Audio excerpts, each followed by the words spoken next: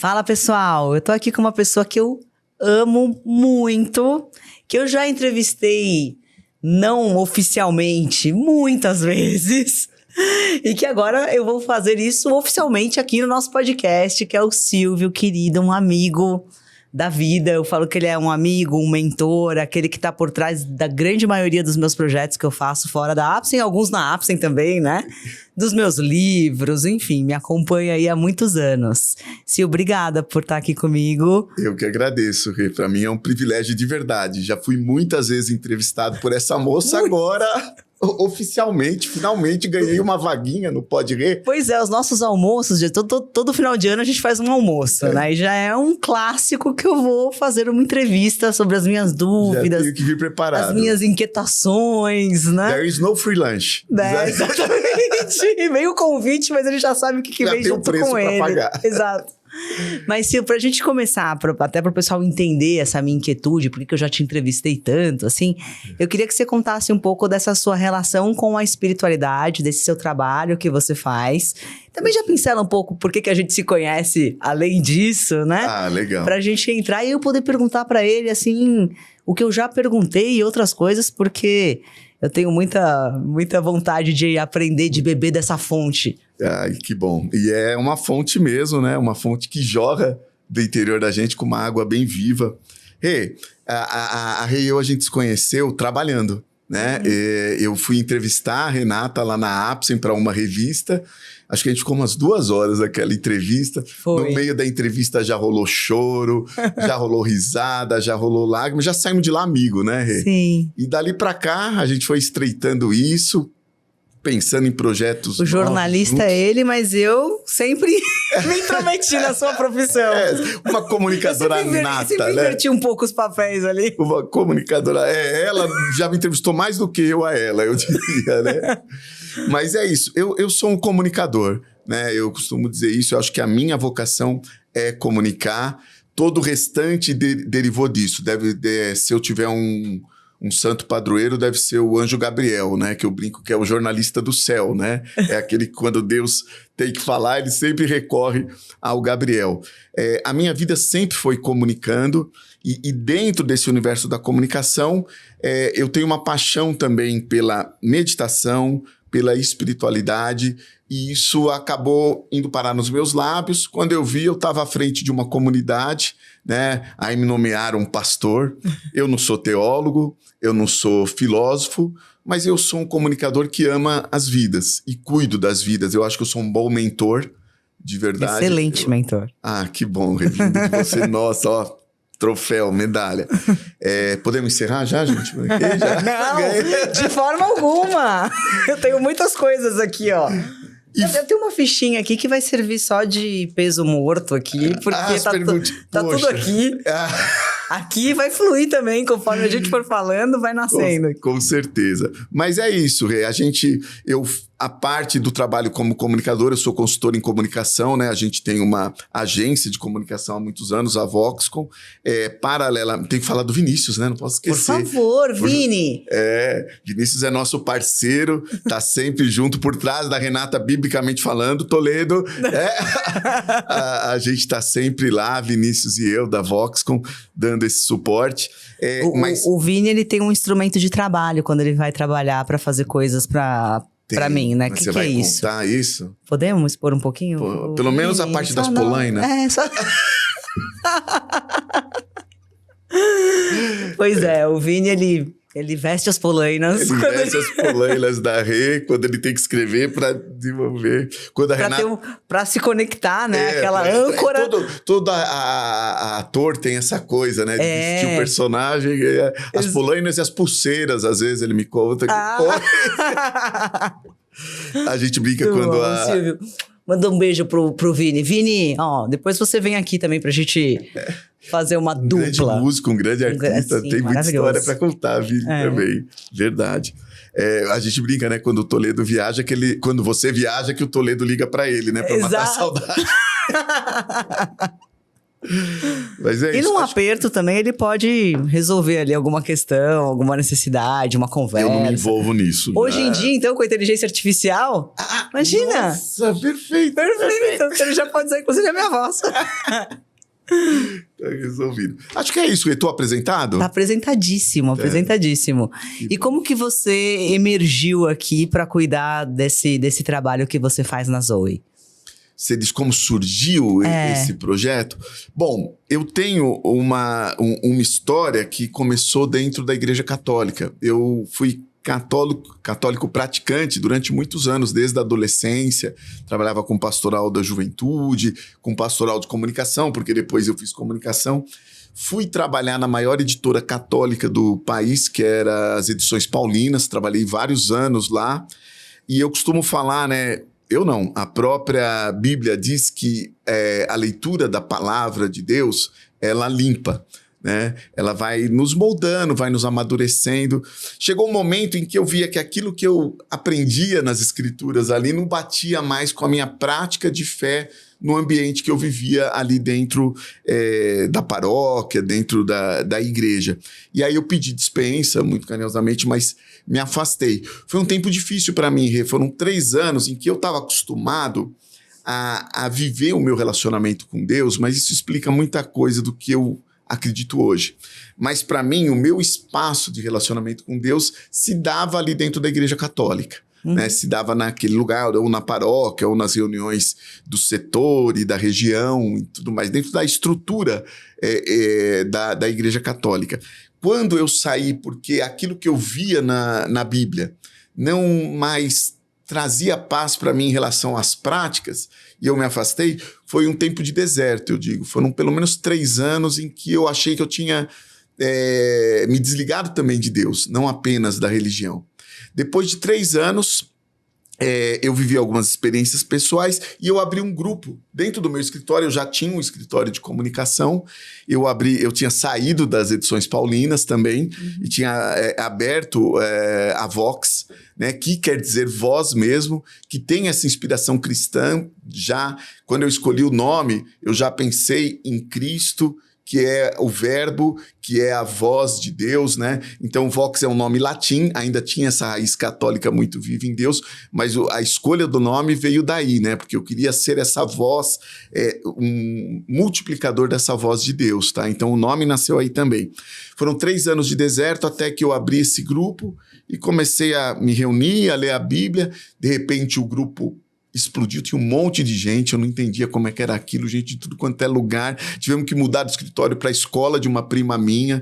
Aí um tal de pessoal que vinha de igrejas evangélicas começou a entregar dízimo. E não sei o que. Eu fiquei com medo, confesso para você que eu me assustei um pouco. Falei, gente, que é isso? Aí acabei com o grupo. Procurei uma igreja evangélica na época, não voltei para uma igreja católica. Fiz um circuito por igrejas evangélicas, eu acho que em torno de uns 8 anos, não, um pouco mais. Eu acho que no total. Foi assim, eu fui. Onde eu chegava, estava nascendo uma igreja, ajudava a consolidar. Aí eu via que tomava um rumo muito religioso. Eu sou meio rebelde.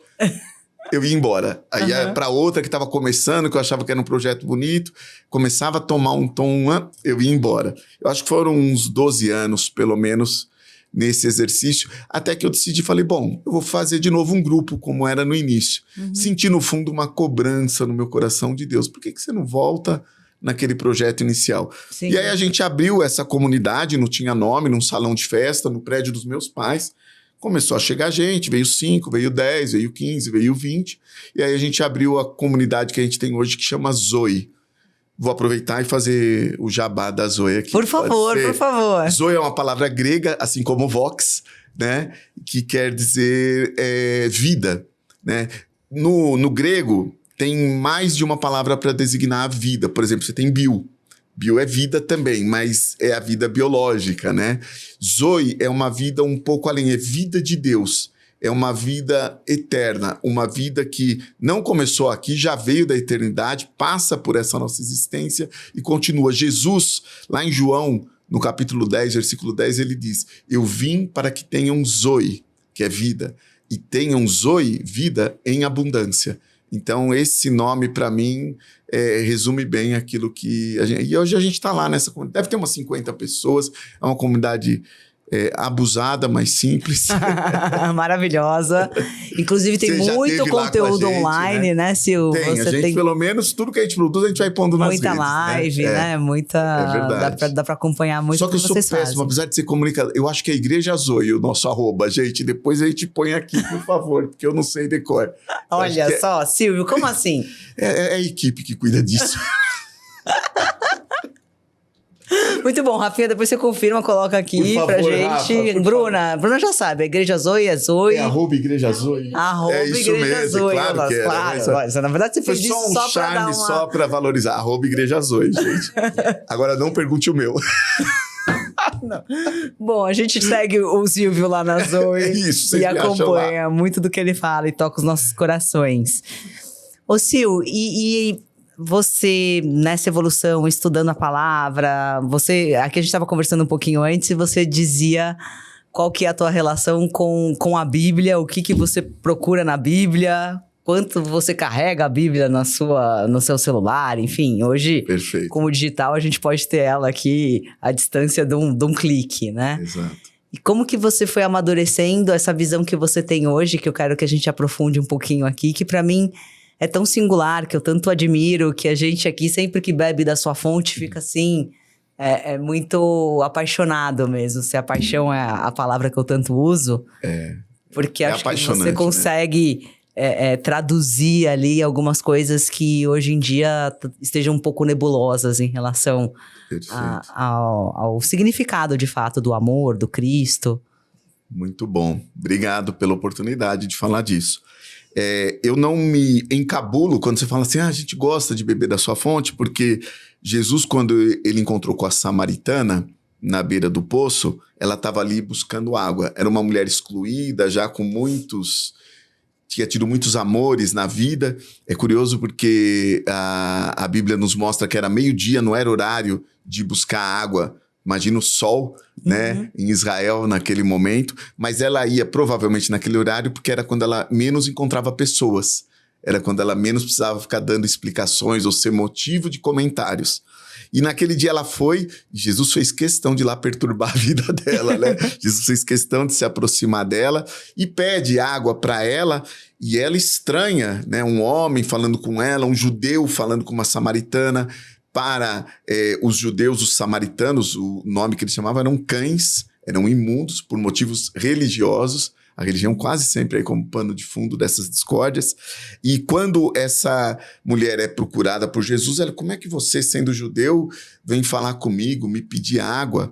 Né? E Jesus fala para ela, olha, se você soubesse quem está te pedindo água, você saberia que eu posso te dar, né, uma fonte de água sem fim, porque aquele que crê em Jesus, do seu interior jorram rios de águas vivas. Então, eu acredito de verdade, eu conheço a tua sinceridade, nós somos amigos, a Bruninho, o Rafa.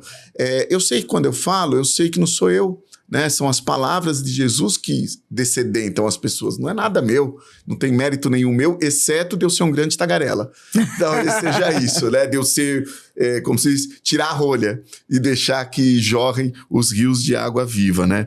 Agora, voltando para a tua pergunta, a maneira como eu olho para a Bíblia, né? Eu sou apaixonado pela Bíblia, Rê. Como eu te falei, ela marcou a minha história toda, o tempo todo. Eu trabalhava com ela todos os dias na editora e fui aprendendo a manusear, a descobrir ali os segredos dela.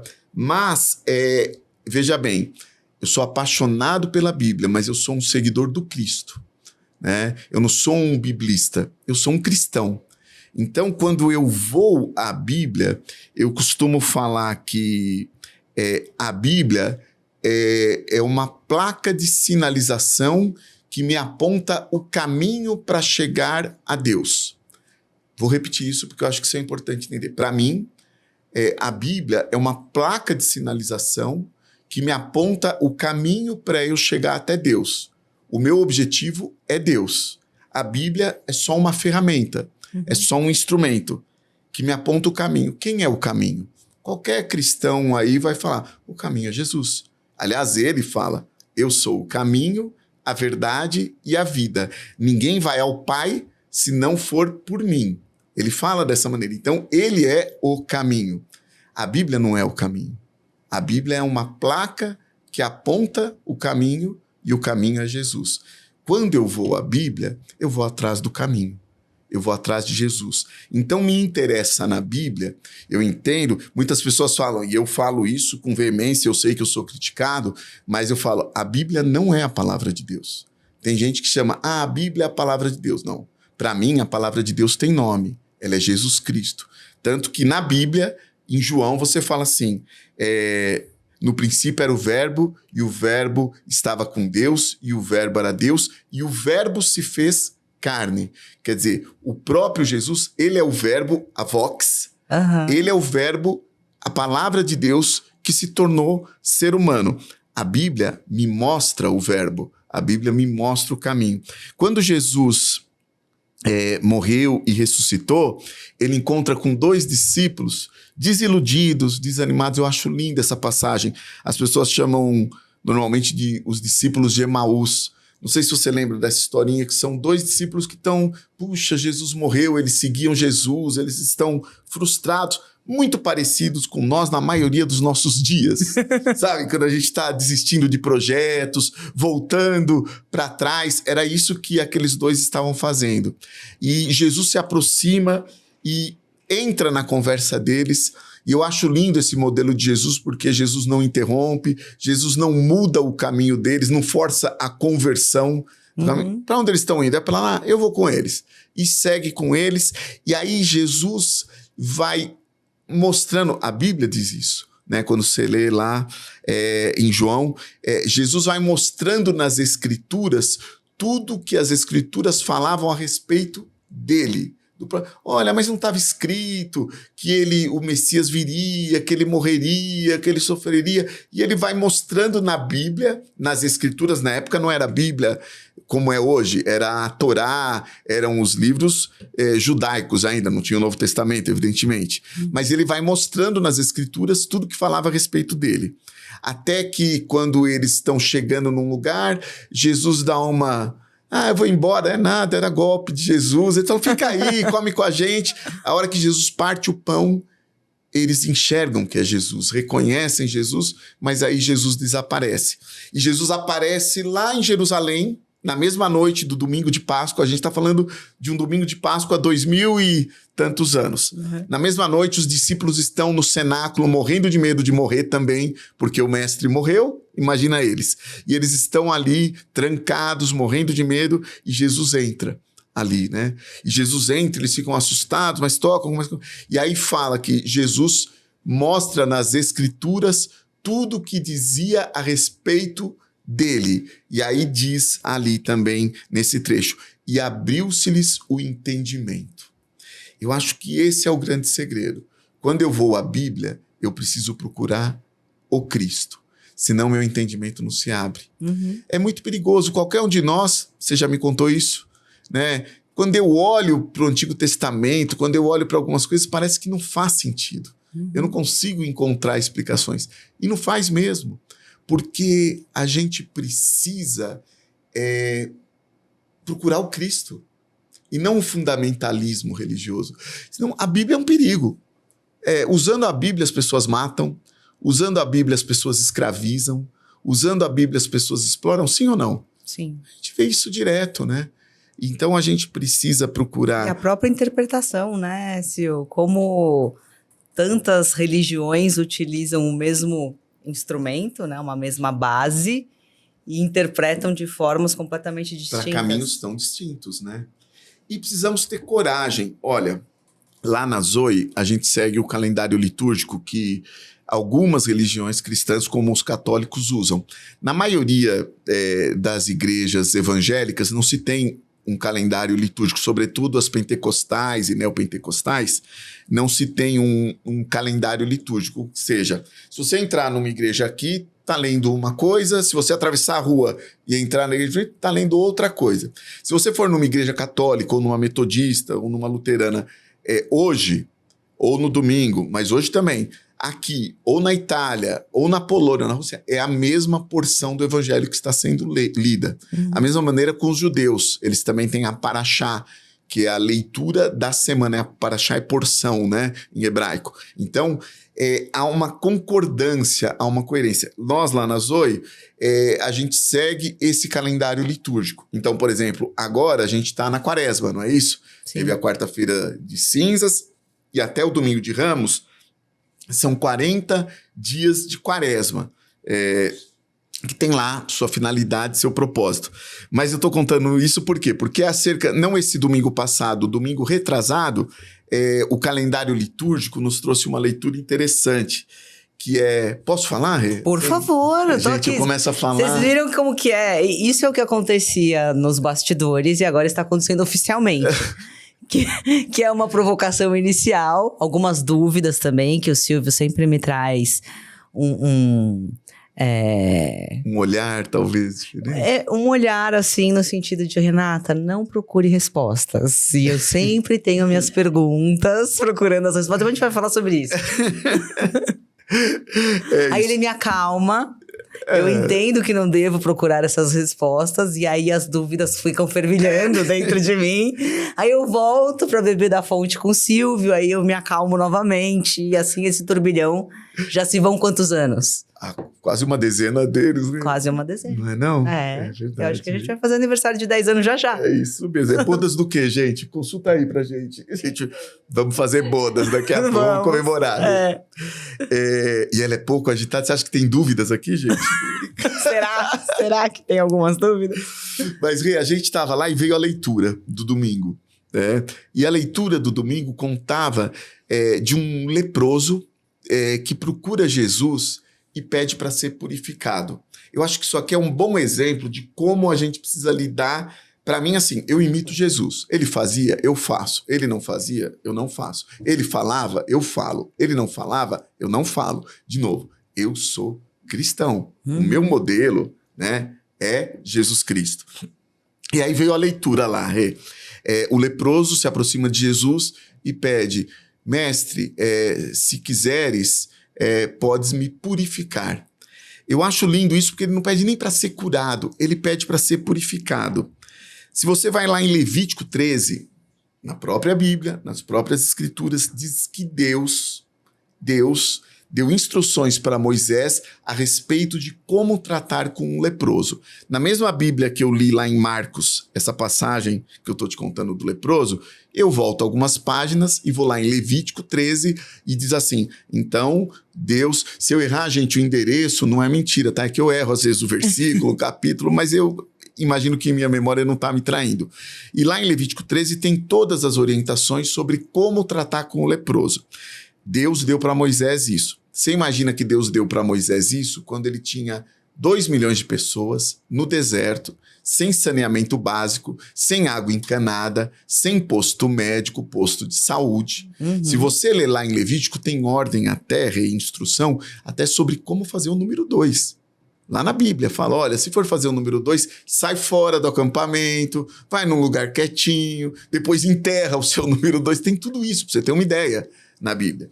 E aí Deus fala para Moisés, olha, o leproso não pode ficar junto com o povo, porque se podia gerar uma epidemia, né, ali. Ele precisa se identificar, deixar o cabelo desgrenhado, rasgar a roupa e gritar o tempo todo, leproso, leproso, para que ninguém, por engano, tivesse acesso, tivesse proximidade, tivesse contato e entre aspas, a enfermidade, a doença ali, fosse uma praga no meio de todo o acampamento, né? No meio de todas as pessoas. Isso é o que estava na Escritura. Acontece que isso continuou sendo praticado. Aí um leproso se apresenta para Jesus e fala, olha, e quem tocasse num leproso também logo se tornava imundo, como ele era imundo e excluído.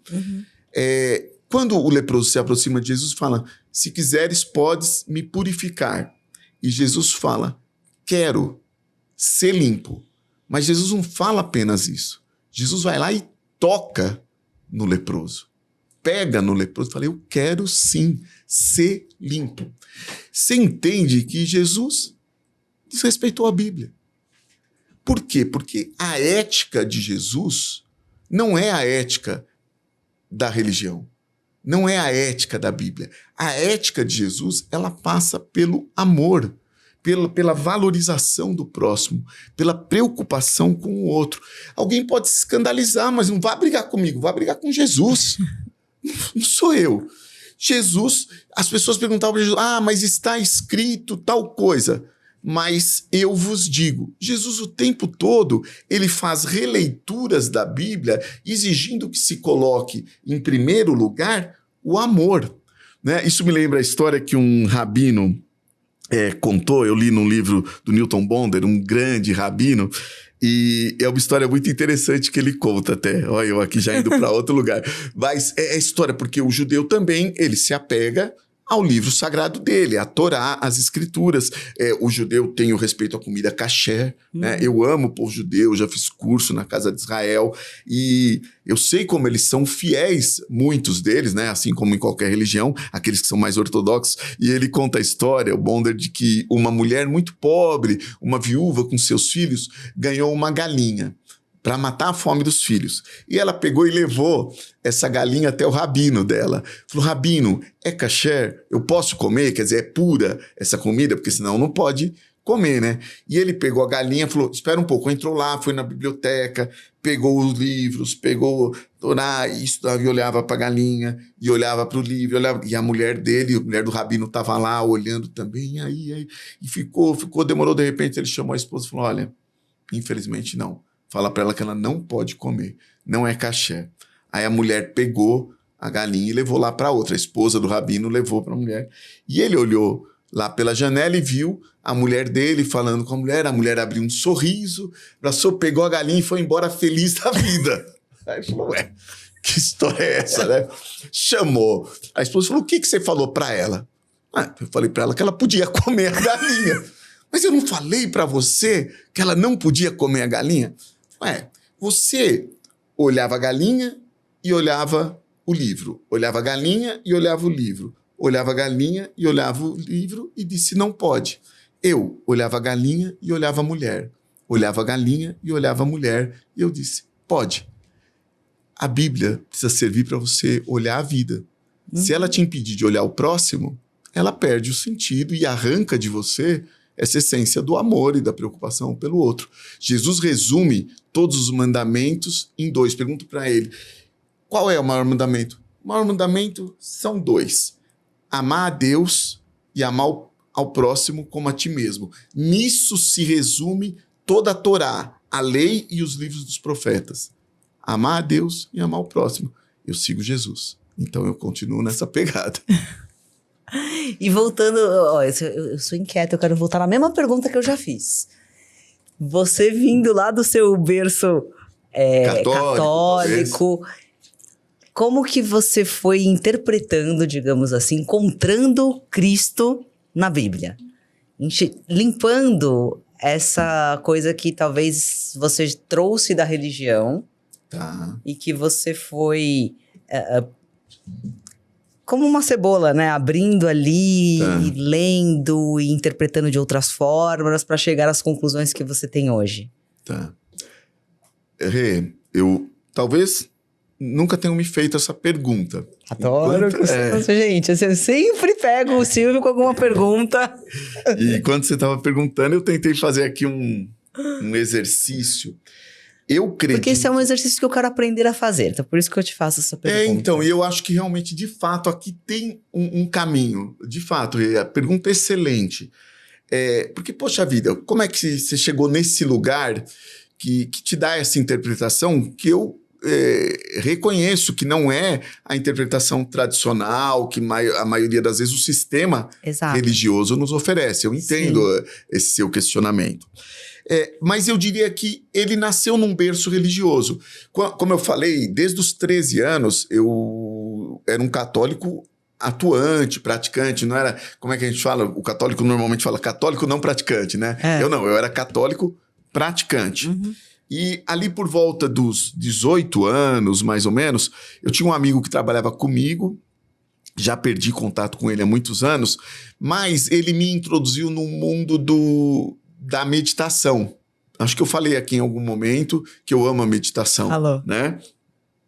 ele me introduziu nesse lugar da meditação inaciana, que é um ramo de meditação católico de Santo Inácio de Loyola, que é uma meditação muito contemplativa e que para mim, e pode ser também para você, porque a gente tem esse perfil, né, um pouco mais ativo, mais falante, ela traz muito silêncio, mas um silêncio não sofrido, muito contemplativo, muito gostoso. E eu entrei nesse exercício da meditação contemplativa e fui me apaixonando pela arte de meditar. E fui, de fato, Santo Inácio, Santa Teresa, outros que a gente chama pais do deserto, os pais da fé, e fui navegando nessas águas da meditação, e isso foi me dando, porque ler a Bíblia, eu acho que vale a pena fazer isso com a companhia do Espírito Santo de Deus. Né? Uma coisa é eu ler a Bíblia mentalmente, racionalmente, é importante, tem seu valor, né? Mas outra coisa é eu me sentar para ler a Bíblia pedindo que o Espírito de Deus, depois a gente pode falar, mas Silvio, fala mais sobre esse tal desse Espírito Santo, podemos falar sobre isso. Mas quando você faz isso, eu entendo que algumas coisas ali começam... Tô entendendo, ou tô sentindo, ou tô percebendo. Eu acho que é mais do que entender. Faz sentido na minha existência, na minha vida.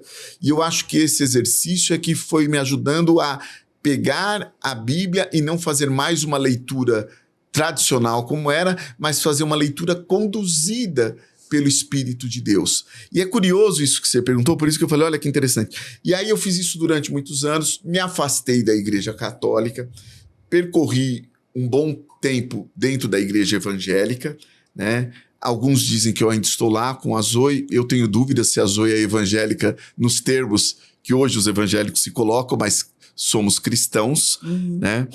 E aí eu fiquei um hiato de tempo sem esse exercício da meditação, porque no universo evangélico isso não é uma prática. Né, a meditação não é uma prática. Sobretudo porque eu estava passeando num lugar meio pentecostal ou neopentecostal, aí é menos ainda. Pelo contrário, são as igrejas barulhentas, né? São as igrejas mais agitadas, fervorosas. Então a meditação não é um exercício muito comum. E há alguns anos eu venho voltando para isso e, curiosamente, comecei a encontrar alguns pastores. Nossa, eu gosto desse pastor. Recentemente, eu convidei para estar lá na Zoia, coisa de 2, 3 domingos, o pastor Carlos Bregantin. Um beijo para ele, vou pedir para ele assistir aqui com a gente. Uma graça de pessoa, vou te apresentar. Vale a pena trazer uma graça de pessoa. Tem muito mais para falar do que eu aqui. E aí eu convidei para ir na Zoia. E o Brega, como eu chamo, né? O Brega foi lá e a gente conversou. E um dia antes dele ir, eu vi no Instagram dele, vamos ter um bate-papo com uma pessoa que eu sigo, que para mim é uma doutora em meditação. Tava lá uma live dela com o Brega. Falei, nem sabia que o Brega gostava desse negócio de meditação, né? E eu amo o Brega, a gente se dá muito bem, é um amigo querido. E tava o Brega e o Fernando, que é um outro pastor que eu gosto muito também, um psicoterapeuta, um homem tremendo. E aí eu... No domingo, falei, Brega, como é que você foi parar nesse negócio de meditação? Você não é crente? Não, ele já não é crente também. Ele é um desses que é cristão, graças a Deus. Né? E ele falou, há muitos anos eu conheci um frei católico e ele nos introduziu nesse universo e desde então... E aí eu percebi, e foi muito curioso, no domingo, na segunda-feira uma amiga minha que não frequenta nenhuma igreja... frequentou a igreja católica comigo lá no passado, me mandou um vídeo de um outro pastor que eu admiro muito, que é o pastor Caio Fábio. E ela me mandou, e eu achei engraçado, porque ela pensou assim, nossa, eu vi esse pastor, ela não conhecia, mas ela falou, eu vi esse pastor, ele fala tudo que você fala. Eu briguei com ela, não, sou eu que falo tudo que ele fala, porque para mim o Caio Fábio é há quase 3 décadas a grande referência de um homem de Deus no Brasil, entendeu? Mas eu achei engraçado que ela identificou na minha fala muito do que ela via. Ela identificou, na verdade, da fala do Caio Fábio que eu falava. E o Brega, ele é um dos caras que é desse time do Caio Fábio. Ele coordena em São Paulo o movimento Caminhos, que é do Caio Fábio, que fica em Brasília. Mas Eu falei para ela assim, sabe o que eu descobri, Mônica? Que as pessoas que meditam com sinceridade na busca da presença de Deus, ali na frente elas sempre se encontram. Todo mundo que eu conheço, e Deus vai te colocando com essas pessoas, sabe, Rê? Uhum. É voluntário, é espontâneo. As pessoas saem de lá do espiritismo, outro sai do catolicismo, outro sai da igreja evangélica, outro é ateu, mas foi meditar. E quando eu vejo, em algum lugar da vida delas, elas começam a se encontrar. Para mim, essas pessoas aí que se encontram têm um nome. Elas são igreja, né? Para mim, as igrejas não são aquelas que estão lá com CNPJ, no templo, com pessoas que vivem uma doutrina, um sistema religioso. Para mim, a verdadeira igreja do Cristo é essa de pessoas que vêm de todos os lugares, os mais inusitados possíveis, mas que com sinceridade de coração vão buscando, vão bebendo da fonte, e vão buscando, e vão bebendo da fonte, e daqui a pouco elas já estão deixando-se levar. Há uma passagem em Ezequiel, Antigo Testamento, isso é bonito. Ezequiel, ele vai visitar o templo e ele sai do templo. Eu acho isso muito legal. Não é no templo, mas fora do templo tinha um rio. E ele fala que ele entra nesse rio e as águas davam pelo calcanhar, depois ele entra, dava pelo joelho, depois ele entra e dava pela cintura, e depois, de repente, ele já não conseguia mais, as águas desse rio o levavam. As águas saíam lá do templo, lá do trono. Eu entendo que esse é o rio do Espírito, né? E a coisa mais legal do Espírito é quando você se deixa levar por esse flow, né, do Espírito, e aí as pessoas se encontram ali na frente, né?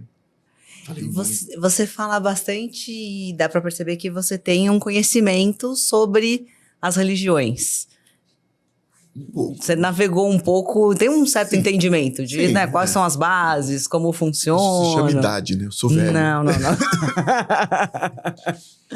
Então, navegando por esse entendimento e atribuindo aqui também ao que você trouxe do seu caminho, enfim, e falando da meditação, me veio aqui, não sei se eu comentei com você, mas até para contextualizar aqui, o meu pai está muito interessado no mestre do Toledo, que é o Paramahansa Yogananda. Sim, você falou, acho que alguma coisa já. Eu acho que eu comentei, né? E ele começou a ler, assim, a consumir, assim, e ele falou, poxa, acho que encontrei meu mestre. Ele falou, né? Ele até trouxe no discurso dele na última live e tudo, e ele me presenteou com uma série de livros, e um deles fala sobre a segunda vinda de Cristo, ou alguma coisa nesse sentido. E ele diz dos anos em que nós não temos a história de Jesus na Bíblia. Sim. E que ele teria percorrido o caminho ali para o Oriente, né? E estado com mestres e sido lapidado pela meditação, enfim. Há quem diga isso, sim, a história. Porque a gente não... Mas faz a tua pergunta, perdão, ou era isso? Eu ia te perguntar se tem relação com isso, se você de alguma forma acredita nisso. Não é um tema que me preocupe, né? Assim, como eu falo, eu acho que... Eu adoro, porque as coisas, elas me preocupam, mas elas não... É muito bom, eu acho isso fantástico. Porque eu costumo falar, exato, como eu falo, eu faço uma distinção entre religiosidade e espiritualidade. E eu costumo falar que, às vezes, quando a nossa mente está encharcada de religião, ela procura respostas e se vê na obrigação de ter e dar respostas. Quando a nossa mente se encharca mais da espiritualidade e da eternidade, você não liga tanto para as respostas. E, aliás, cada vez você tem menos perguntas. Porque você sabe que você não sabe nada. Então, você vai para um lugar de quietude, de silêncio, de reverência, né? E fala, olha, eu confio no amor de Deus. Mas, só respondendo um pouco, pode ser. Não sei se é só uma fábula. A Bíblia só nos conta a história de Jesus ali até os 12 anos. Sim. Né? E muito brevemente, em poucos parágrafos, você tem a história de Jesus. A última aparição dele é no templo, quando Maria e José perdem Jesus, né? E estão indo embora e falam, cadê o menino? Meu Deus, esquecemos o menino lá no templo. e tem que voltar lá para encontrar Jesus, né? Eu costumo falar que a igreja, muitas vezes, e as religiões estão nessa fase. Elas perderam Jesus lá atrás no templo e precisam voltar lá para encontrar de novo. Porque o Jesus que elas apresentam não é o Jesus que a Bíblia apresenta. Mas fora esse parênteses, dá essa pausa nos 12 e Jesus aparece com 30 anos, já sendo batizado, se preparando para o ministério dele. Sim. Dos 12 aos 30, há muita especulação, há os apócrifos, que a gente fala que são vários livros, diferentes versões, vários evangelhos, que contam diferentes narrativas de por onde Jesus andou, o que ele fez, o que ele deixou de fazer. Se ele foi beber lá nas águas, né, do Oriente, pode ser. Ele voltou muito bom, seja onde ele esteve, eu gosto muito do que ele fez dos 30 aos 33, não sei por onde ele andou, mas olha... Mas se a gente pegar referências das crenças orientais, a gente enxerga muito de Jesus ali, até mais do que talvez no Ocidente, ou estou enganada? Podemos entrar num outro lugar que eu já falei para você, mas que eu acho que é bem interessante, esse aqui. Eu acho que a gente acha muito de Jesus em qualquer lugar. Outro dia, a Olivia, minha filha, já tem um tempo, então talvez eu erre um pouco a historinha, ela estava estudando cultura do Brasil e estava vendo lendas e cultura indígena. E aí ela estava falando a respeito de Tupã e o Deus Sol, que enviou o filho dele. Você vê Tupã, só é a própria história de Jesus. É perfeita. Não tem o que tirar. E assim como está em Tupã, tem várias situações no Oriente, em diversos lugares na Índia, que falam, puxa, mas essa história aqui parece que eu conheço esse cidadão, parece que eu conheço esse enredo, né? Assim como a história do dilúvio, você vê ela contada em diferentes culturas, em diferentes civilizações, né? O que eu acho é que é um arquétipo. O próprio Jesus e a história de salvação.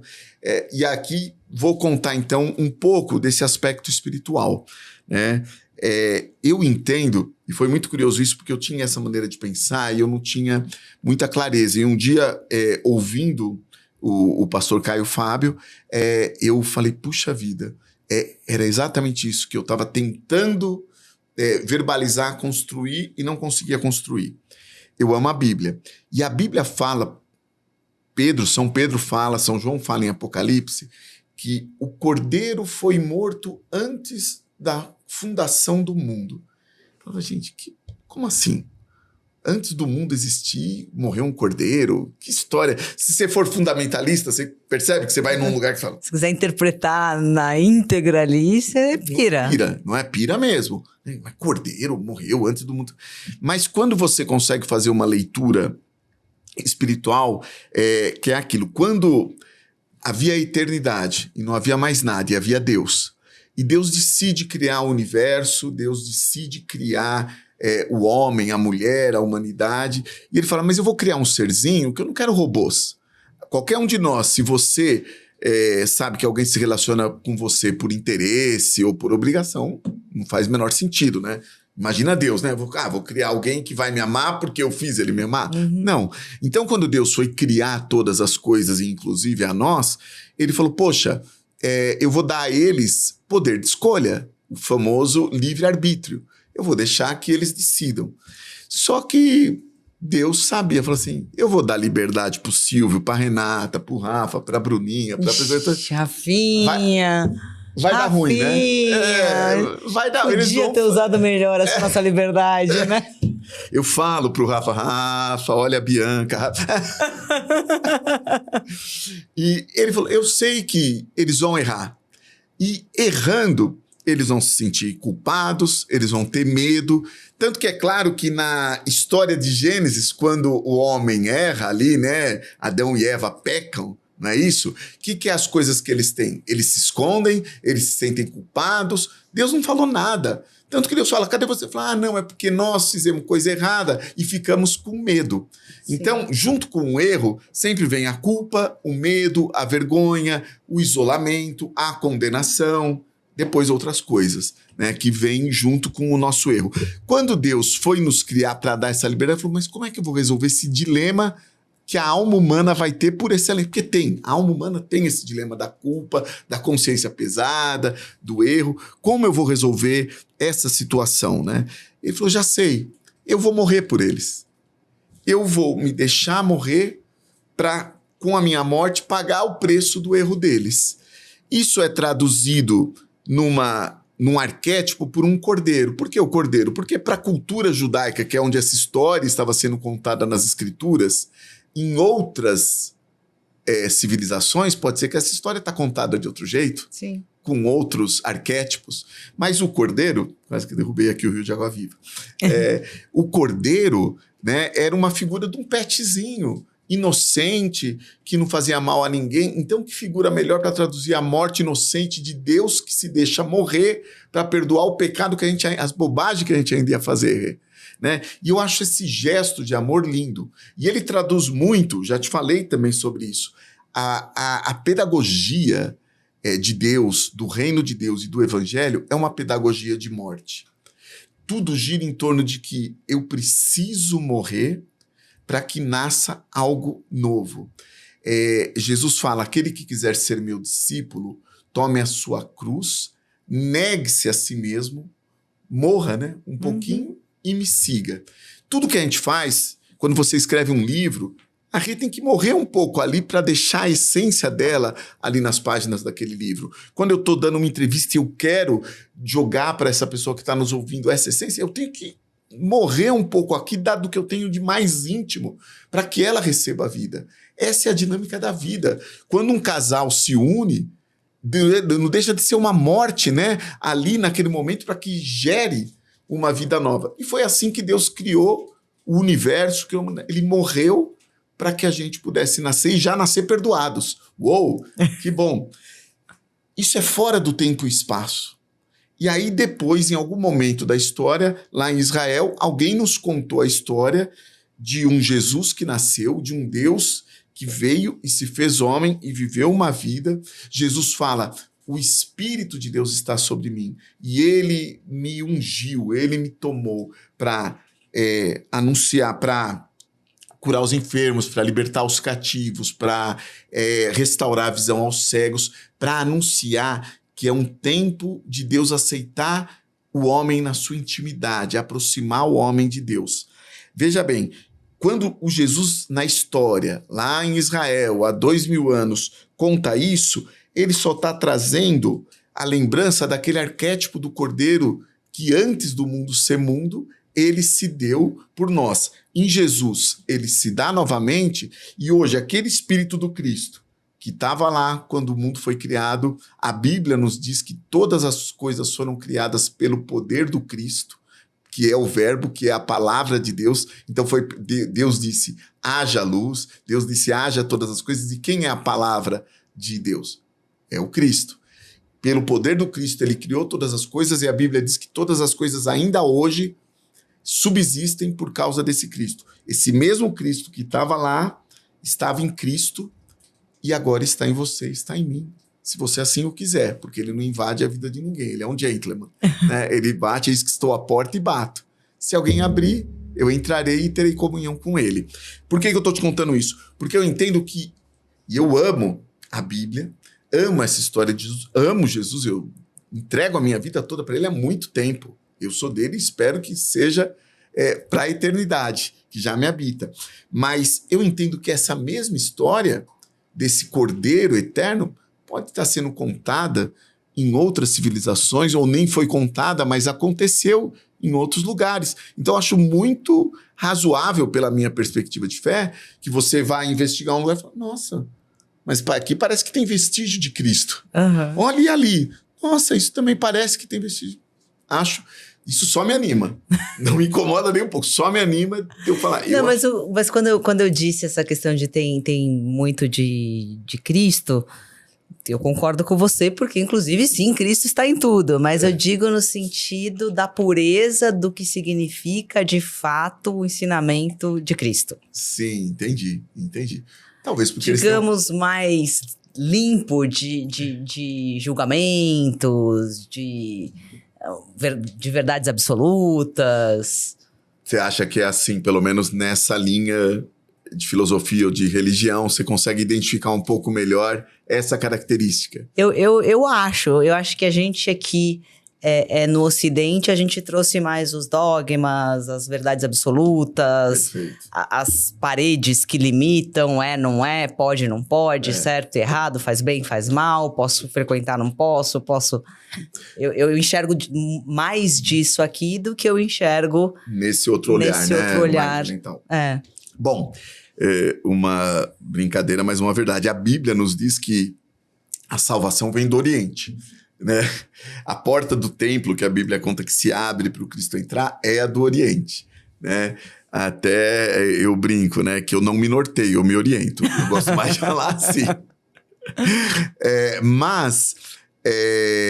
Eu penso assim, eu acho que um dos grandes danos que a religiosidade ocidental trouxe para a espiritualidade das pessoas foi que a gente construiu um cenário de fé, e é curioso isso, tá na Bíblia, mas há muitas maneiras de ler, né?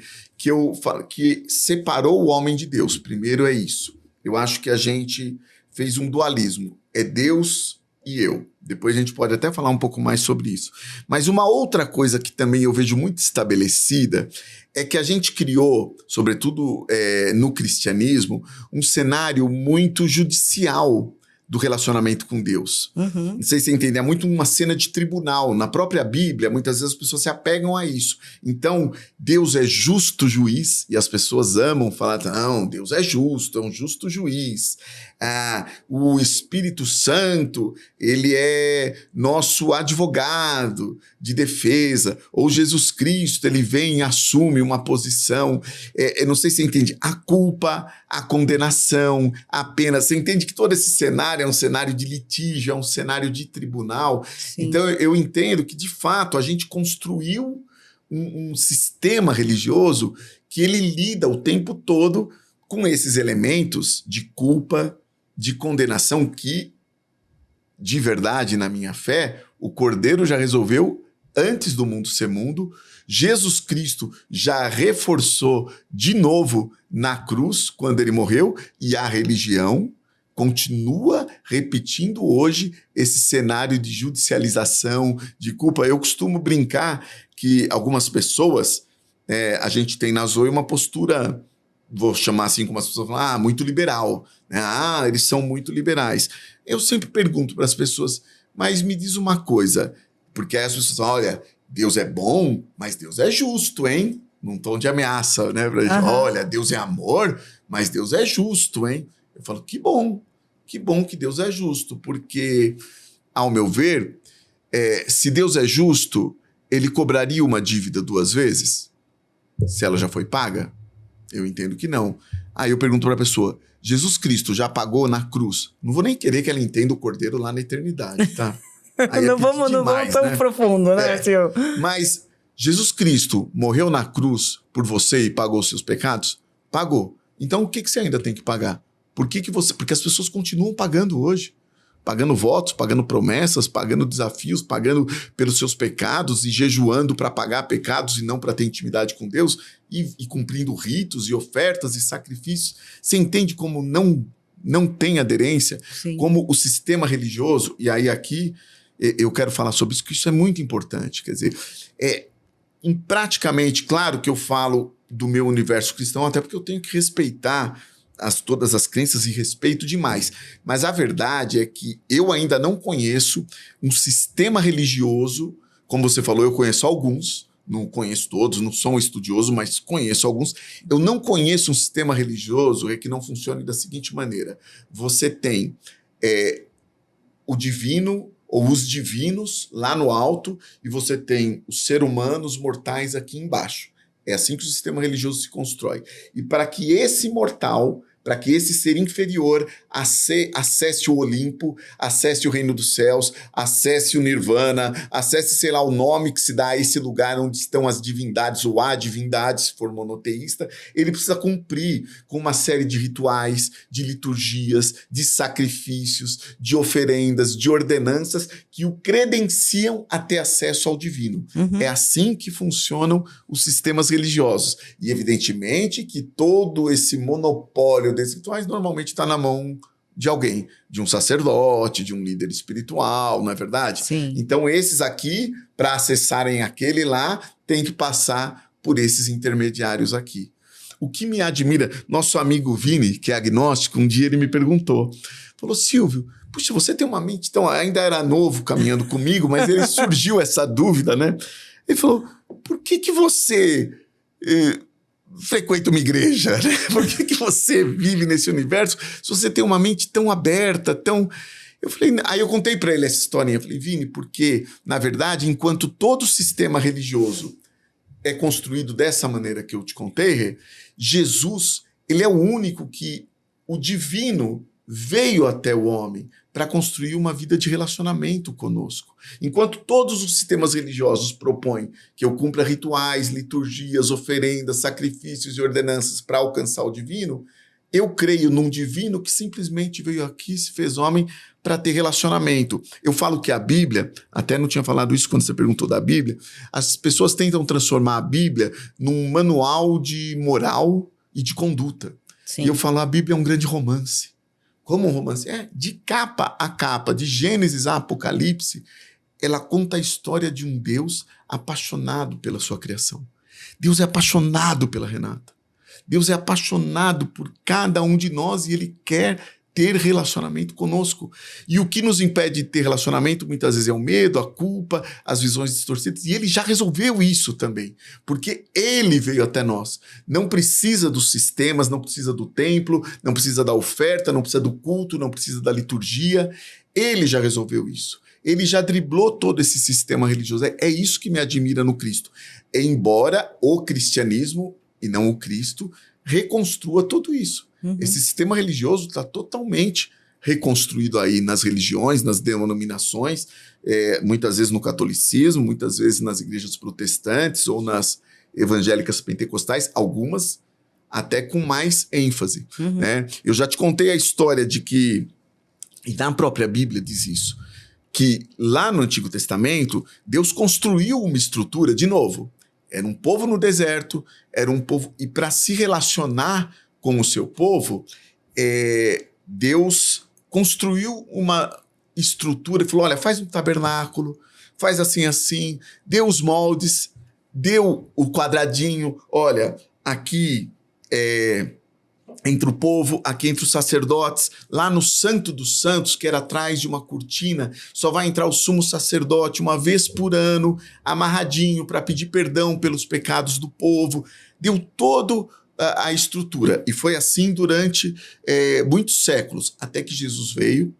E a Bíblia nos conta que aquela ordenança do tabernáculo, aquela maneira de encontrar Deus, lá no Santo dos Santos, eu já te contei isso, tinha a arca do Indiana Jones, né? A arca da aliança, que era um símbolo da presença de Deus. Lá dentro tinha maná, que era o pão que Deus dava caído do céu, tinha as tábuas da lei, que era a palavra de Deus escrita para Moisés, e tinha a vara de Arão, que era um pau seco que tinha florescido.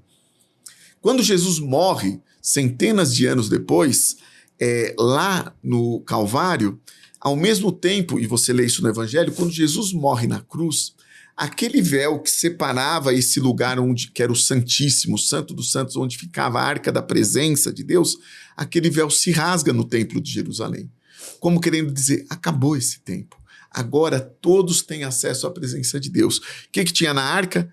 Tinha a vara de Arão que floresceu, que ressuscitou. Quem ressuscitou? Jesus ressuscitou. O que tinha na arca? Tinha as tábuas da lei, que é a palavra de Deus para o povo. Quem é a palavra de Deus para o povo?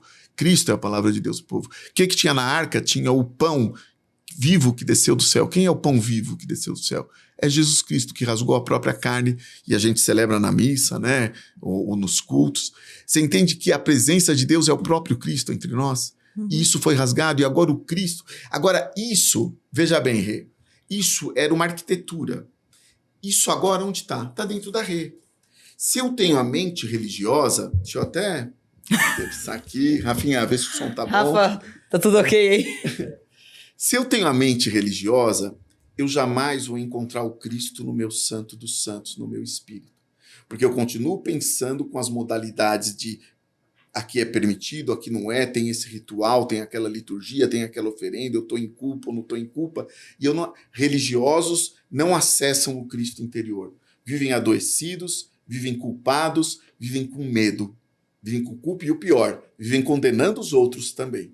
Agora, quem rasgou o véu, quem de verdade entendeu, sabe que o Santo dos Santos me habita, o Cristo me habita, a Arca da Aliança me habita. Eu tenho o pão vivo, eu tenho a palavra. Ele fala, gravarei os meus mandamentos no coração de vocês.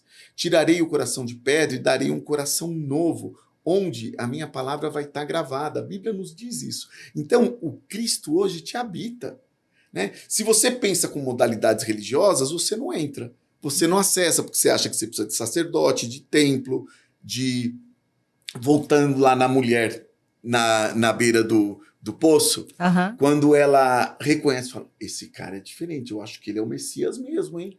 Ela fala, vejo que és profeta. Então me responde, ela era a Renatinha da época, cheia das perguntas. Então me responde o seguinte, onde que é para adorar então, afinal? É lá nos judeus, nos hindus, é lá na Índia, afinal onde que é para adorar? Ela perguntou, é aqui na Samaria, onde o meu povo diz que é, ou é lá no templo de Jerusalém? Porque tinha uma briga entre judeus e samaritanos.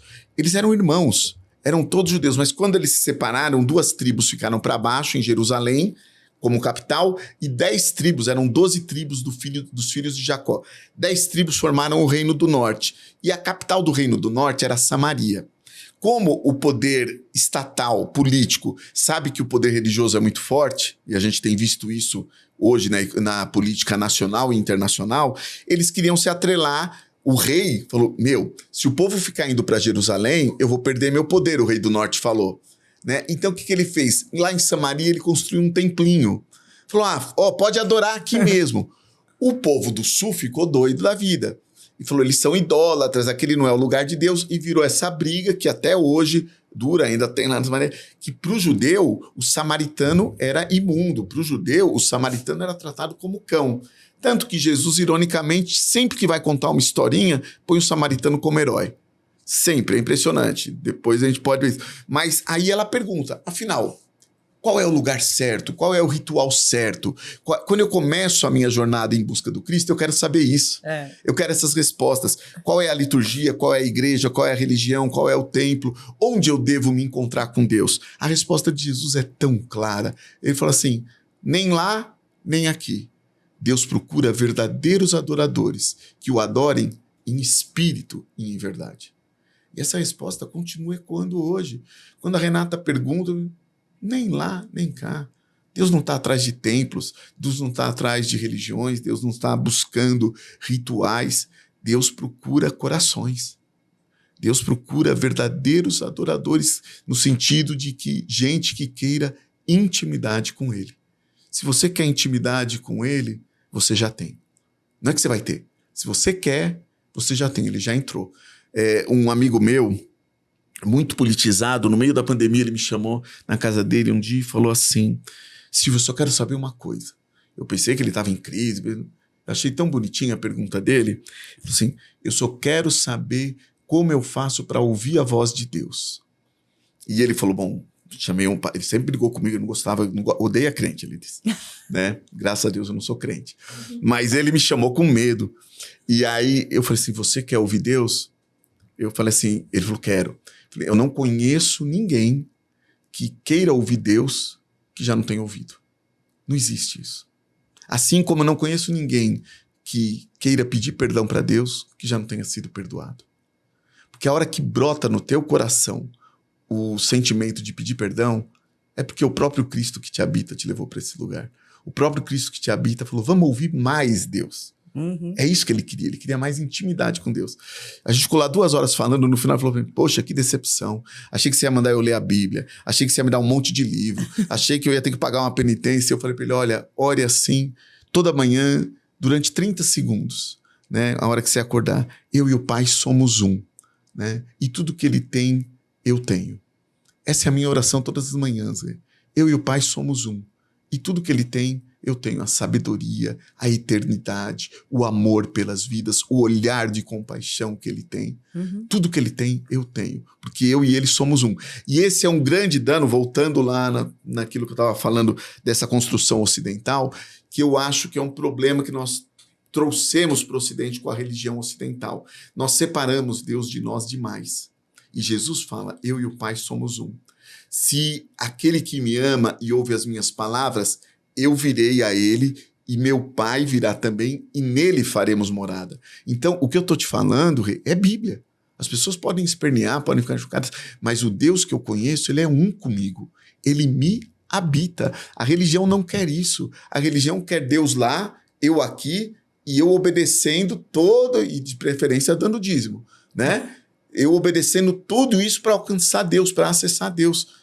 E eu não preciso mais disso. O véu já rasgou na minha consciência. Agora, mentes religiosas continuam precisando da arquitetura, do templo, da liturgia, do sacrifício, e continuam com a mentalidade totalmente escravizada por esse sistema, entendeu? E como é difícil, Sil, eu me vejo assim, eu sempre faço muita analogia que eu me vejo muitas vezes como o Mogli, o menino lobo.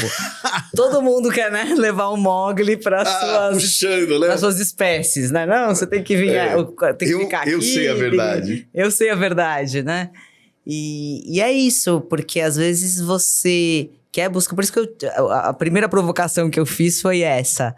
Para a pessoa que quer buscar viver o amor de Cristo, quer buscar essa essência, essa intimidade, e ao mesmo tempo não se deixar doutrinar, é muito difícil, porque as pessoas, elas te puxam, né? Quando você vê, você já foi levado.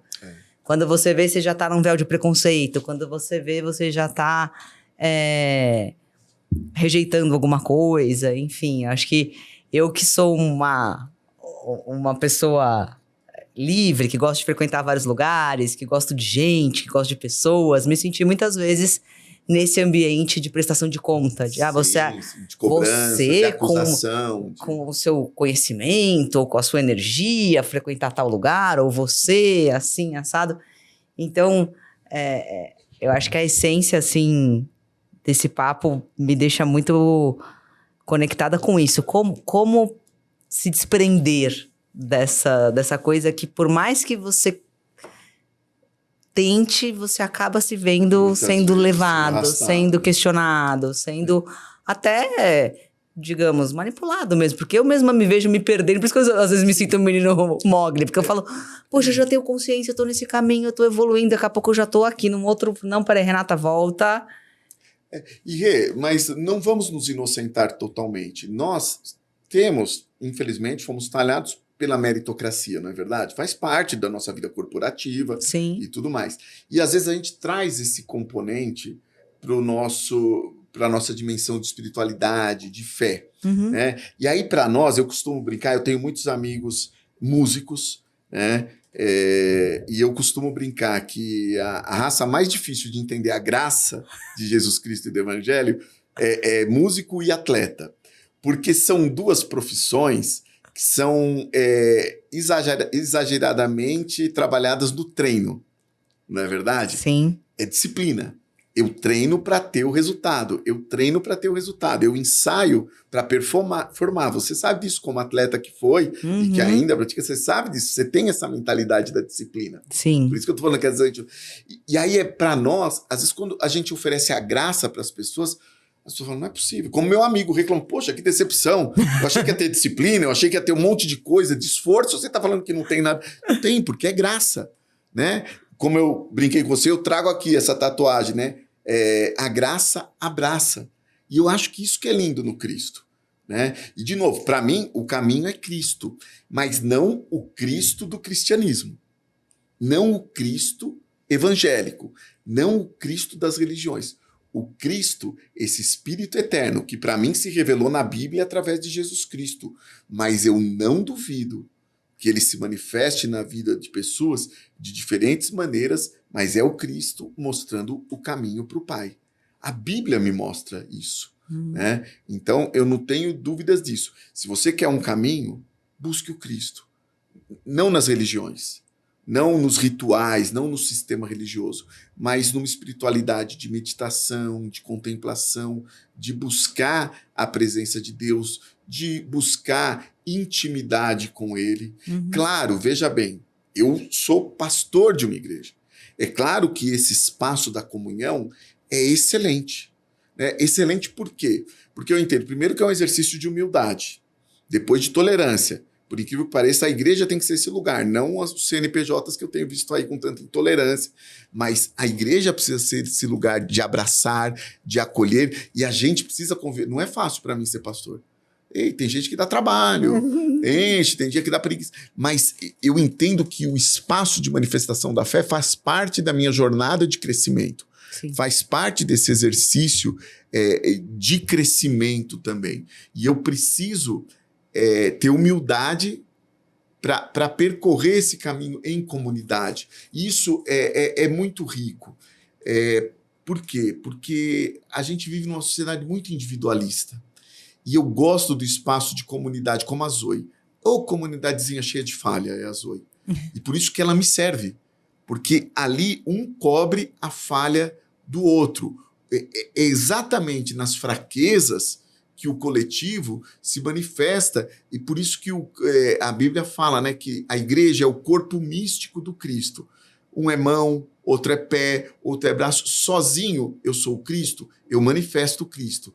Mas como experiência espiritual, a igreja, de novo, não a religião, a igreja desses que se encontram ali na frente, vindo de vários lugares, nós somos o Cristo manifesto no mundo. E as pessoas olham, a gente faz o trabalho, como você sabe, lá no Glicério.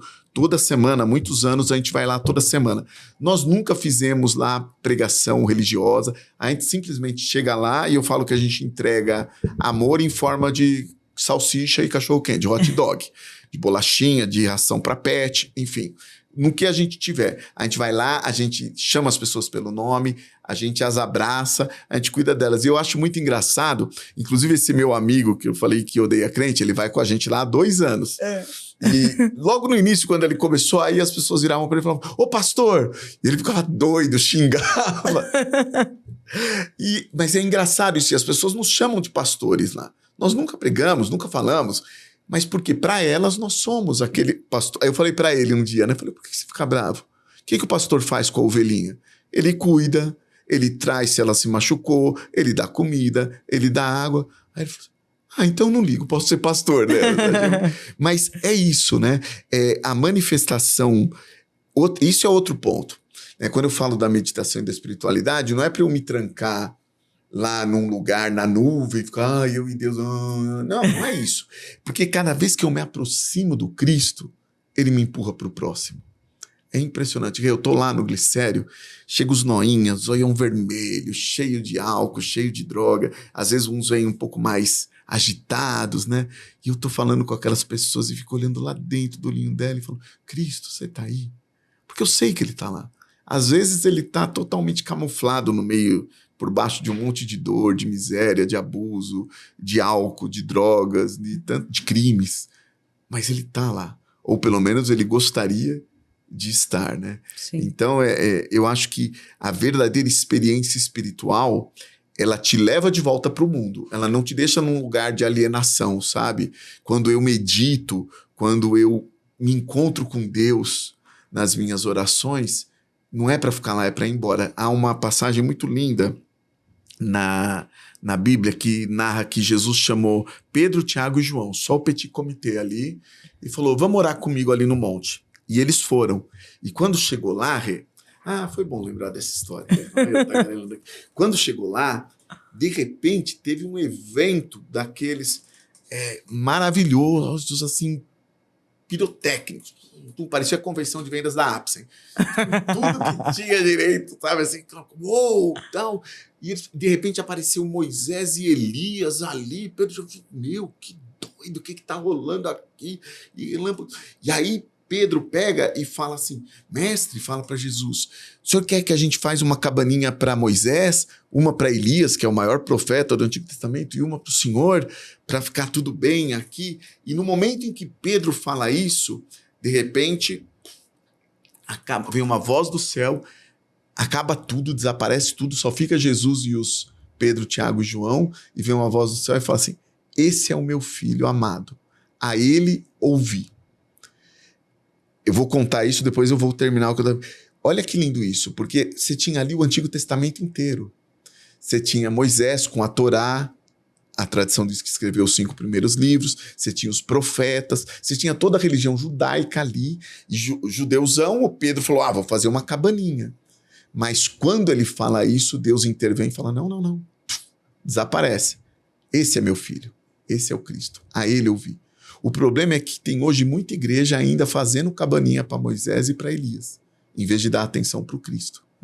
Entendeu? A gente precisa dar atenção para o Cristo. Mas o mais legal disso é que Jesus fala, vocês gostaram? Foi demais. Ele falou, então não conta para ninguém, agora vamos descer que a gente tem coisa para fazer. E desce o monte. Porque quando a gente tem uma experiência com a glória de Deus, com a presença de Deus, não é para a gente ficar lá, nem é para a gente ficar se vangloriando dessa intimidade com Ele, mas é para a gente voltar e viver a vida no mundo, no chão da vida. Evangelho e espiritualidade ela acontece no meu quarto, na intimidade, mas ela precisa acontecer no chão da vida. Da mesma maneira que a celebração ganha sentido, eu amo ir na Zoe. Então, se você é contra a igreja, não, de maneira alguma. Porque, por exemplo, a Zoe é meu espaço de celebrar o culto que eu já tive durante a semana. Durante a semana eu estou aqui com você, poxa, quer mais ambiente espiritual do que esse? Domingo eu tenho motivos para estar lá e falar, gente, quero celebrar porque, olha, Rafinha, Bruna, Renata, eu vivemos uma experiência lá na sexta-feira tremenda e eu quero dar glórias a Deus. Só faz sentido o culto no domingo se eu tive com Cristo durante a semana. Só faz sentido eu comungar do pão e do vinho se o pão e o vinho já me habitam durante a semana. Senão é fake, senão é Instagram, para Deus ver, né? Para enganar, eu acho que engano que Deus vai curtir. Olha, tá lá no culto aí, Deus curtindo o meu Instagram, né? Eu perguntei pro Silvio se ele tinha conversado com Deus, se ele tinha mandado um WhatsApp, alguma coisa aqui especial pro nosso momento. Não, mas brincadeiras à parte, você deve ter lembrado, ou deve lembrar que eu comentei com você que há tempos atrás eu fiz um período de orações pedindo para Deus resgatar minha fé. A gente conversou sobre isso, né? E só interrompendo, eu tive muito medo que a sua fé fosse resgatada numa igreja evangélica. Você lembra que eu falei sobre lembro. isso, mas eu te liguei para falar, por favor, cuidado. Sim, né? Eu achei aquilo muito bonito que você falou para mim, não perca o seu espírito livre, não sei, não lembro como você só, né, assim, sua essência, sua essência, né? E até eu perguntei pro Silvio isso, comentei, por exemplo, que eu fui rainha de escola de samba e frequentei e venho de descendência baiana, de descendência africana, e enxergo muito preconceito nesse sentido, né, dos evangélicos em relação às religiões africanas, enfim. E naquele momento eu fiz esse período de orações, foi muito interessante. A minha mãe fez até... Poxa, o Abílio acabou de falecer e, enfim, foi um livro do Abílio que tem ali, né, 63 dias de afirmações e orações que ele fazia. Minha mãe leu o livro, resolveu fazer e ela fez para coisas que ela precisava resolver físicas da vida, né? E as coisas aconteceram, e eram coisas que estavam amarradas há muito tempo. E aí ela falou, você deveria fazer, faz, filha, olha quantas coisas que eu alcancei fazendo e tal. Falei, mas eu não tenho nada para pedir, né? Eu falei, eu já sei o que eu vou pedir. Eu vou pedir para resgatar a fé que eu tinha, que era muito maior do que a que eu estava naquele momento, né? E aí foi uma época que o Toledo, o meu marido, ele falava assim, meu Deus do céu, mas não é possível. Você tá com o WhatsApp de Deus, certeza. Porque aconteciam coisas assim que eram... Eu chegava em casa e você não vai acreditar. Né? Você não vai acreditar, uma pessoa me parou, falou isso, isso e isso. Eu tava na academia, a pessoa disse, você é a Renata? Sou. Olha, fiquei com vontade de te entregar esse livro. Aí abri o livro, tinha um salmo, né? Era formato de Bíblia. Eu falava, gente, mas não é possível. Assim, mas foram 63 dias que todos os dias aconteceram sinais, assim, escancarados, digamos assim. Sim. E eu continuei fazendo ali, né, as afirmações, ou fui seguindo aqueles 63 dias, até a hora que eu comecei a fazer aquilo com frequência, independente do que tava, não tava mais lendo, tava conversando, tava... E como eu faço sempre, assim, né, eu tenho às vezes momentos muito difíceis. Essa semana, agora que passou, foi uma semana difícil na Apsen, né, e eu lembro de diversos momentos eu ali Deus se manifesta, me usa de instrumento, eu quero, né, me conectar com essa essência, enfim. E aí, a gente conversou uma vez que esses sinais, assim, tão claros, né? Eles vão se afastando. Eu te contei isso, já falei. Você já me contou isso, né? Eu falei assim, mas então... Poxa, eu tava ali com o WhatsApp de Deus, assim, no tete a tete, assim, uma intimidade, uma coisa assim, né? Uma reciprocidade e tal.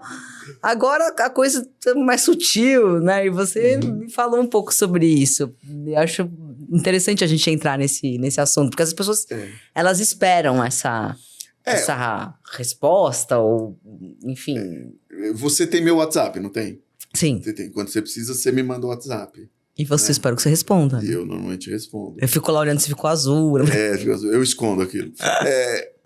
Hoje você me mandou algum WhatsApp hoje? Hoje não. Não, por quê? Porque eu estaria com você. Porque nós estamos juntos. Você entende? Na medida em que você amadurece o seu relacionamento com Deus e você entende que você e Deus são um, você não precisa mais de tantos sinais de WhatsApp. Você não precisa mais de tantas provas de que Deus é contigo, porque você já sabe que Deus é contigo. Por isso que eu falo que há um tempo de meninice na fé, na caminhada espiritual, e que Deus é muito gente boa. Eu sei, eu tô te falando daquilo que eu vivi. Sim. Eu tinha uma época que, assim, também, eu precisava do WhatsApp de Deus, porque eu era carente, menino, na fé, e eu amava arco-íris. Para mim, aparecia um arco-íris, era Deus purinho na minha vida. Tal. E há muitos anos... Um dia eu estava indo para uma reunião de trabalho, era uma dessas reuniões pesadas, eu orando e tal, e era meio-dia, não era horário de arco-íris, não estava chovendo nem nada, e de repente eu estava parado no farol, olhei para cima, e lá no meio do céu, lá no alto, estava nublado, de repente abriu e tinha uma pontinha de um arco-íris. E aí eu falei, uau, nossa, Deus comigo tal, e me enchi de fé, né? Daquela certeza. E de repente caiu no meu coração assim, algo que eu entendo que era o Espírito de Deus falando comigo. Falando assim, é a última vez que eu te mostro um arco-íris. Porque você já tá bem grandinho. E você não precisa mais de provas para saber que eu sou contigo. Então aprenda a andar sozinho. E me consultar o tempo todo e falar comigo o tempo todo. E olha, eu vou te falar, hein? Fiquei muitos anos sem ver ficava doido, não via mais arco-íris, era um negócio assim.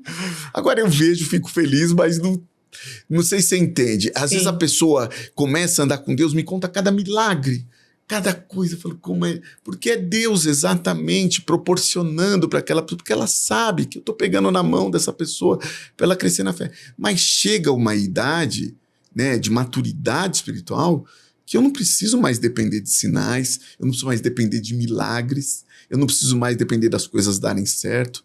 Deus está comigo no dia bom e também no dia ruim, mas Deus continua comigo, né? Então é um pouco nesse sentido. Ah, mas Deus vai te deixar? Não, de maneira alguma. É que primeiro as coisas também se relativizam.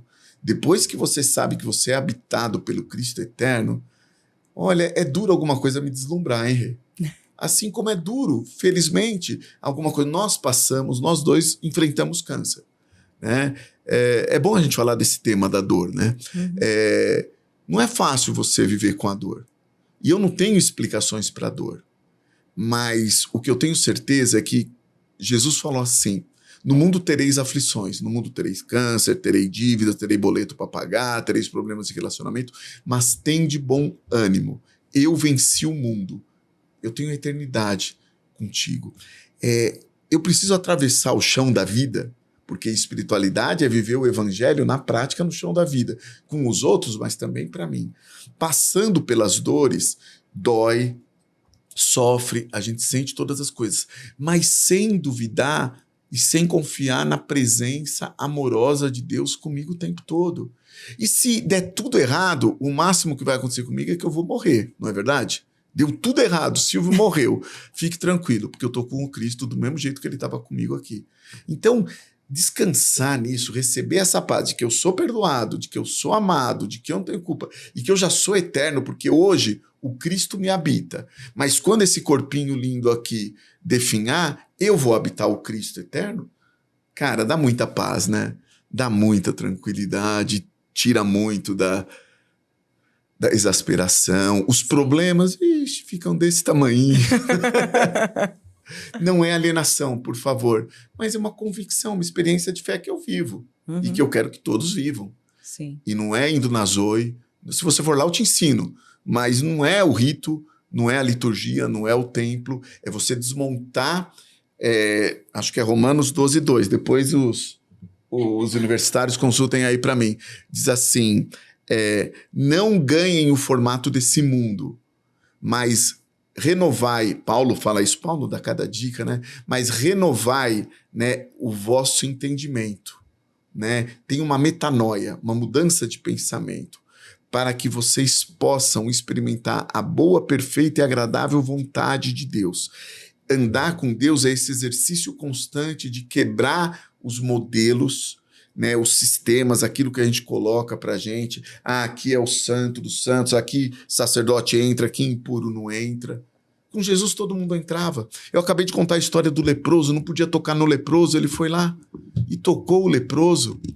A religião hoje não toca no gay, não toca muitas vezes no pobre, no negro, não toca no corrupto. Pelo contrário, promove a divisão, separa. Quando Cristo abraça, quando Cristo acolhe, traz para perto.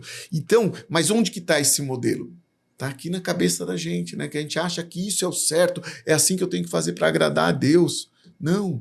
Deus procura verdadeiros adoradores que o adorem em espírito.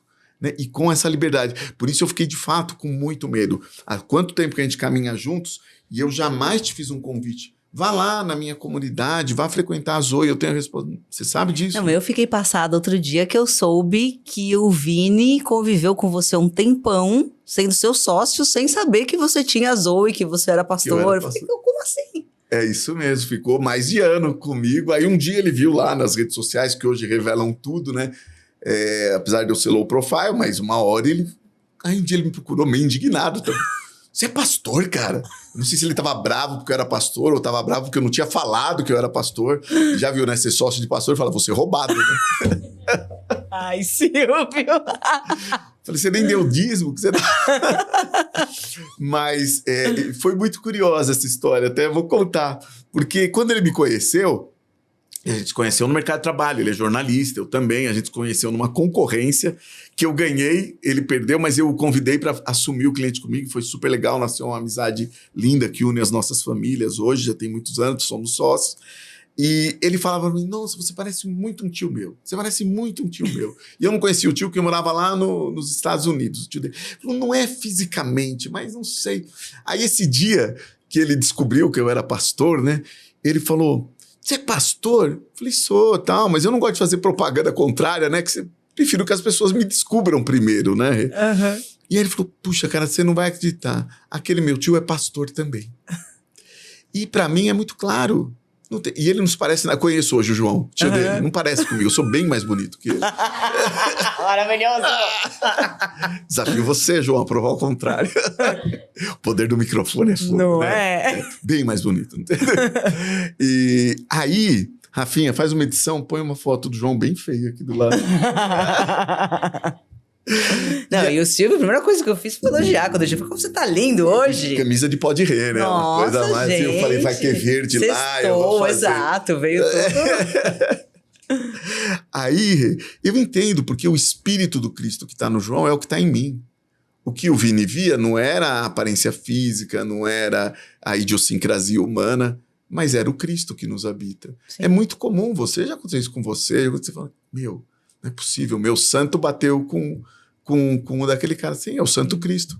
Né? Bateu, eu não tenho problema nenhum do meu santo bater com quem quer que for. Sim. Você falou sobre religiões, a gente tem o Expresso da Graça. A gente vai lá pra rua, não faz propaganda, mas... E aí é muito legal, tem uma cliente minha, a Kátia. Você lembra a Kátia do ABC Cargas, do Danilo? Sim, lógico. Ela vai sempre Natal e Páscoa, ela vai com a gente, sabe? Uhum. E ela me procura depois, sempre ela fala, Silvio, embaixo da Zoe, a Zoe fica numa sobreloja, né? É um lugar bem pequenininho ali em Ipiranga. Embaixo é uma loja de colchões de um muçulmano, né? E ele é muito meu amigo, gosta de gente, a gente se curte muito. Ele é um muçulmano bem praticante, ele nos ajuda, nos abençoa como pode também.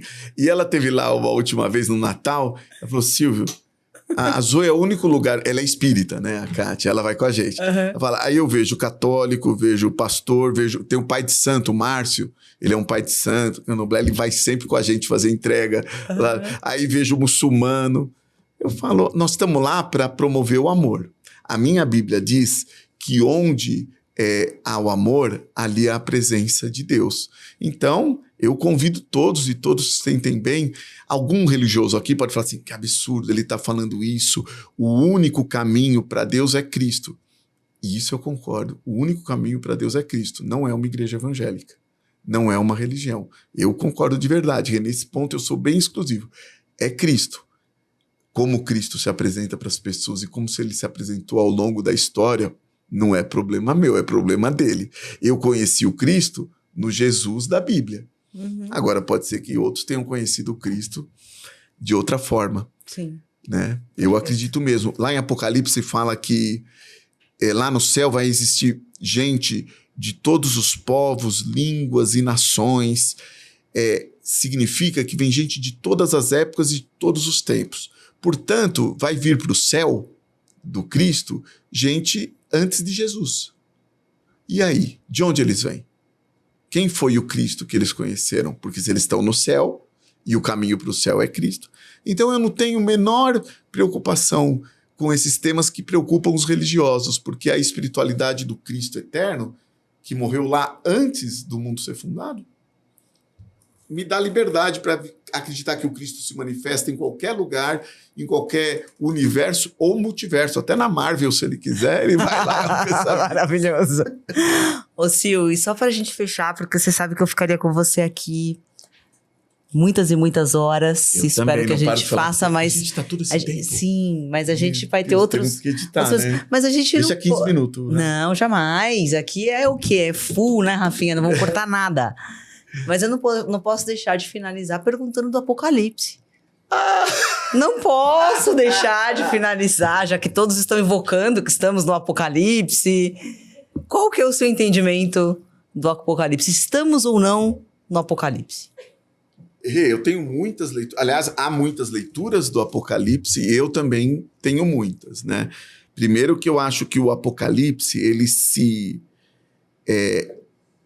ele é algo em movimento o tempo todo. Eu acho que há muito tempo a gente está em Apocalipse, né? Eu mais ou menos... Não é um evento. Não estou dizendo que não vai ter, mas eu acho que uma das coisas que eu vejo acontecer é que é um apocalipse constante.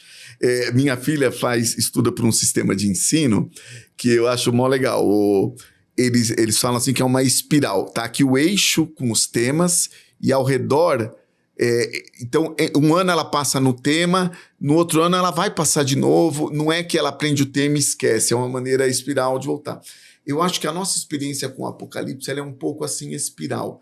À medida que a gente avança como humanidade e individualmente, a gente experimenta o Apocalipse, sabe? Assim, no sentido eu acho que há muita coisa que a gente tem feito de apocalíptica.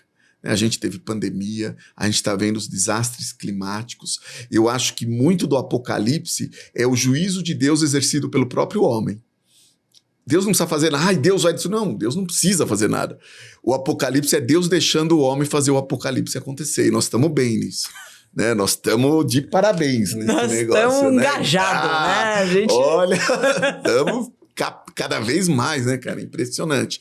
Então, esse é um tema que me interessa muito, porque, como eu falei, tudo foi criado lá no Cristo eterno, tudo é sustentado pelo Cristo eterno, e a Bíblia me diz que todas as coisas, toda a criação, nós e toda a criação, voltaremos para Deus por meio do Cristo eterno. Então, eu creio numa redenção da criação, numa redenção de todo o universo, e nós, inclusive, voltando para um lugar de Deus através do Cristo. E a gente está precisando disso porque a gente está destruindo, né? E agora estamos ganhando habilidade para destruir mais longe, né? Alcançando outros lugares. Então, eu acho que primeiro há um apocalipse que é esse que o homem tem exercido o juízo de Deus sobre nós mesmos. Nós estamos caminhando para essa destruição. Eu acho que esse é um olhar, né? Do ponto de vista da fé cristã, como você falou, eu pensei que você ia entrar nesse tema, eu te conheço, eu achei que você ia entrar quando você falou do teu pai. há de fato uma promessa da volta de Jesus, da segunda vinda de Jesus. Sim. Também ali narrada um pouco no livro do Apocalipse, ou da Revelação, como é em inglês, Revelation, né? Mas eu acho, primeiro, assim como eu falo que a experiência do Cristo se dá em nós, no nosso espírito, na nossa consciência, também muitas vezes a gente vive num nível pessoal o Apocalipse. Muitas vezes você já viveu apocalipses na sua vida, de pragas de destruição para renascer. Então, eu acho que tem o apocalipse no meu microcosmo, tem o apocalipse que está em execução, em movimento nesse momento, e eu acredito que vai acontecer um momento em que talvez a gente viva. Não acredito que seja para agora, não dou a menor bola para isso, e quem fala que sabe, eu não acredito, eu acho que é fake news, né? E não é um tema, de novo, como eu já estou com Cristo, para mim, se ele voltar ou não voltar, eu já estou com ele. Não me faz a menor... Eu tenho tanta convicção do Cristo que me habita que se ele aparecer no céu agora e falar, chega aí, show de bola, para mim não faz diferença, você entendeu?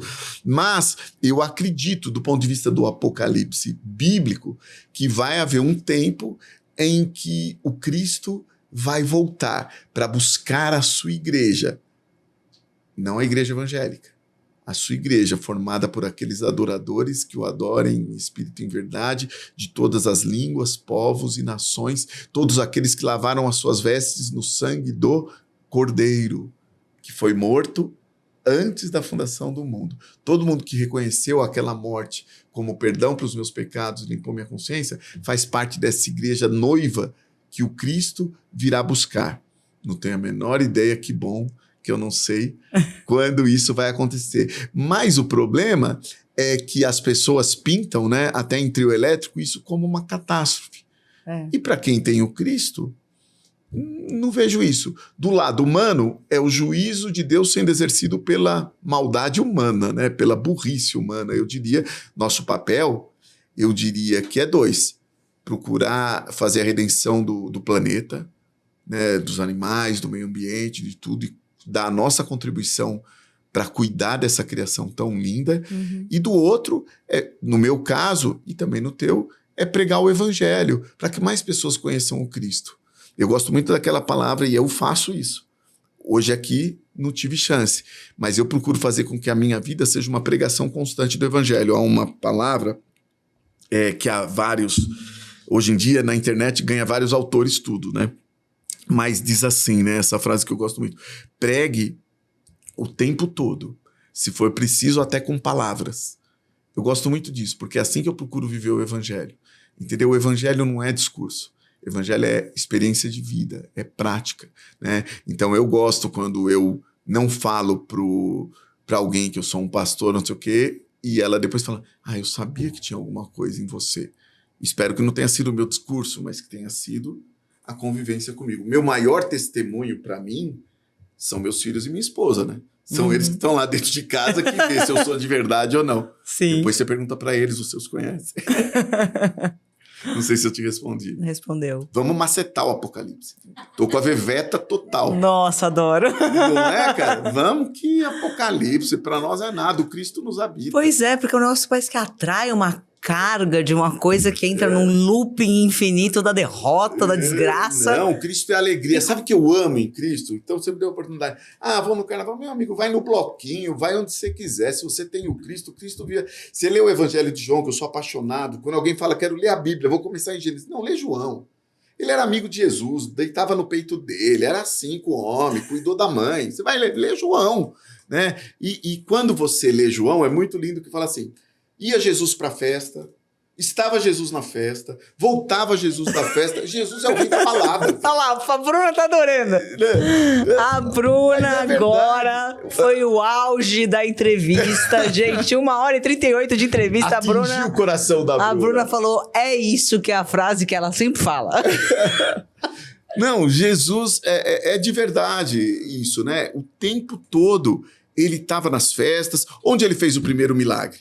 O primeiro milagre dele foi num casamento, numa festa. E para ajudar, para quebrar com qualquer esquema religioso, o que ele fez? Transformou água em cachaça, ou em vinho, tá bom. Alguns religiosos falam, não, mas não era vinho com álcool. Se liga, né? Se liga. O cara prova e fala, meu Deus, o mestre de cerimônia, né? O organizer lá do evento, Bruna, fala, que vinho é esse? Que todo mundo deixa o pessoal de pilequinho, depois dá um vinho ruim. Não, aqui você deu o melhor depois. E olha que legal. Sabe o que era a água que Jesus usou? Ele pegou umas talhas lá que tinha um monte de talha para rituais religiosos de limpeza, de purificação. Jesus transforma aquilo que era um instrumento de liturgia religiosa, de purificação, em vinho de alegria para a festa. É isso que Jesus faz na vida da gente. Ele pega todo esse seu arcabouço de religião para te purificar, deixa disso, vem pro vinho, vem pra festa, vem pro colorido, vem pra alegria. É top demais, né? Como é que eu não vou gostar desse Cristo, cara? Muito bom, Sil. É isso. Vamos terminar em festa, então. Obrigada. Festa. Vai ter vinho? Vai ter vinho. Opa! Obrigada, Sil. Obrigado eu, Rê, pela oportunidade de falar da coisa delícia te que eu ouvir. mais amo. Um presente Posso falar mesmo com eles? dele, de Deus. É, um presente dele. Por favor. É. Não, você que está me ouvindo, eu sei que muitas coisas que eu falo aqui, se você tem a mente religiosa, pode ter te machucado, te entristecido, por favor, me perdoa. Jamais eu quero ofender a tua fé, ofender a tua maneira de pensar ou a tua religião. Mas eu quero que você tenha ousadia para experimentar, conhecer esse Cristo. A palavra de Deus diz que aqueles que conhecem o Filho de fato liberta. E o Cristo está batendo na tua porta, não com rituais, não pedindo sacrifícios, não pedindo liturgias, mas simplesmente que você abra o coração, como a Renata abriu o coração, e você receba esse rio de água viva. Amém? Deus te abençoe. Amém. Obrigada. Obrigado, eu. Beijão. Te amo. Te amo muito.